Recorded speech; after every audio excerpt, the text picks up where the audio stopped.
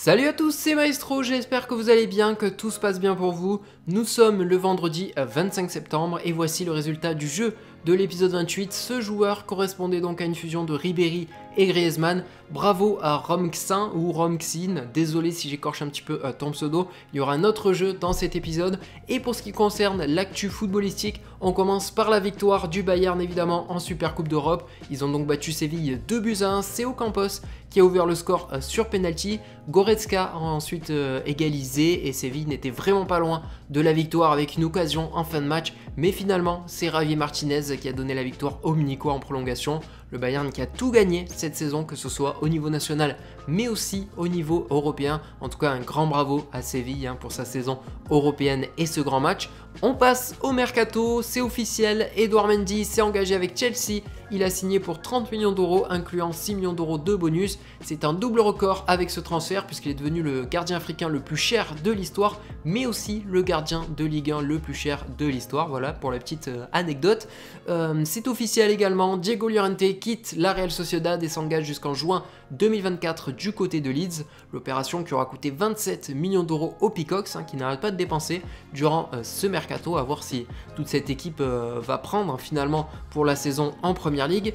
On enchaîne avec Santiago Arias qui a aussi signé au Bayer Leverkusen. Il est donc prêté un an par l'Atlético Madrid et là aussi c'est officiel, Diego Godin quitte l'Inter Milan et s'engage avec Cagliari jusqu'en 2023. Du coup il reste en Serie A, c'est un super coup pour ce club italien. Et une autre officialisation dont je ne vous ai pas parlé hier puisque l'info est arrivée assez tardivement durant la soirée, c'est celle de Luis Suarez qui s'est donc engagé pour l'Atlético Madrid et le montant du transfert s'élève à 6 millions d'euros, sachant qu'il s'agit uniquement de bonus.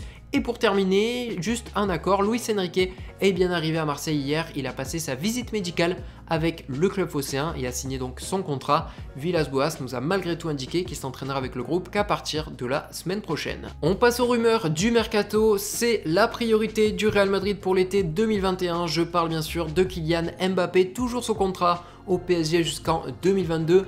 Le Real qui préparait du coup une offre de 100 millions d'euros pour le buteur français, mais pour le récupérer, ils devront aussi le convaincre évidemment de ne pas prolonger du côté de Paris, sinon il coûterait bien plus cher. Selon l'équipe, le PSG va recruter un gardien en la personne d'Alexandre Letellier, puisque l'ancien Angevin est libre de tout contrat. Il deviendrait donc le troisième gardien du club de la capitale.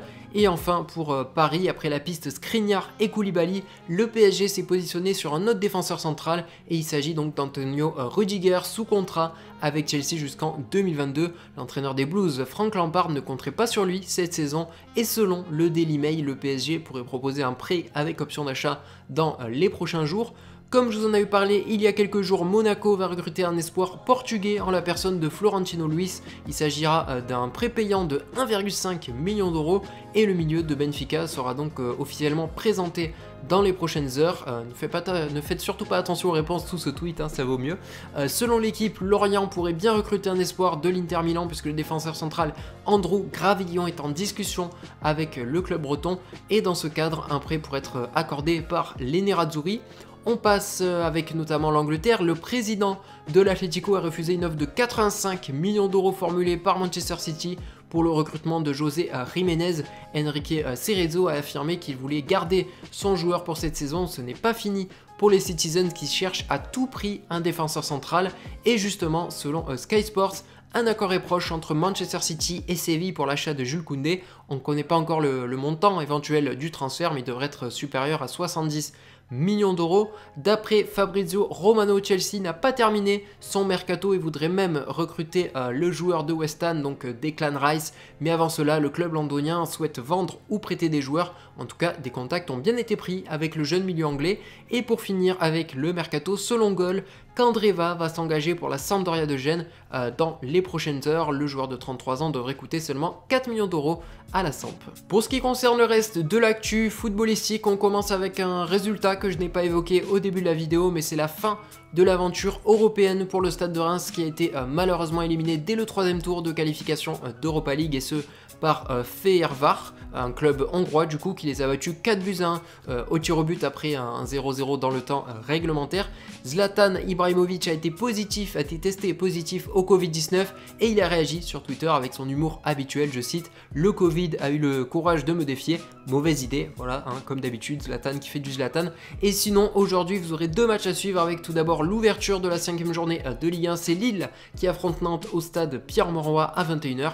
Et ensuite, parmi les plus intéressants, vous aurez aussi un match de Bundesliga puisque le Hertha Berlin s'oppose à Francfort pour la 2e journée du championnat allemand et ce à 20h30. Et pour finir, le jeu hebdomadaire, comme d'habitude avec encore 2 joueurs à deviner et cette fois j'avoue que c'est assez dur, hein. Je vous ai mis quelque chose d'un petit peu plus dur, du coup je vais vous donner un petit indice. Il y a un joueur africain qui se cache derrière ce visage, oui ça paraît pas évident mais c'est le cas, voilà, je peux pas vous en dire plus. Merci à tous d'avoir suivi cet édito encore une fois, merci pour votre soutien incroyable, je vous souhaite une très bonne journée. Allez, le week-end arrive, c'est bientôt fini, c'était Maestro, ciao. Pursue it. When I get angry, I just do it more. Damn, they are hating, now answer the door. I've been out banging, I'm bored. I've been out thinking and waiting for tour. They've been out meeting and creeping with wars. Well, I've been out practicing, breeding the cards, yeah.